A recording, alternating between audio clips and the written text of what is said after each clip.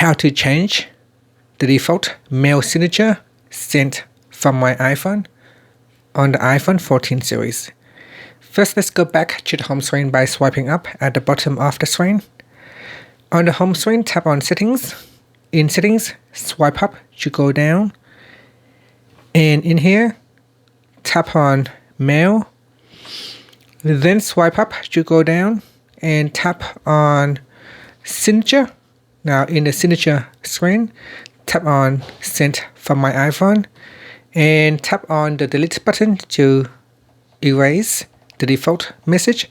And in here, you can now put in your own signature.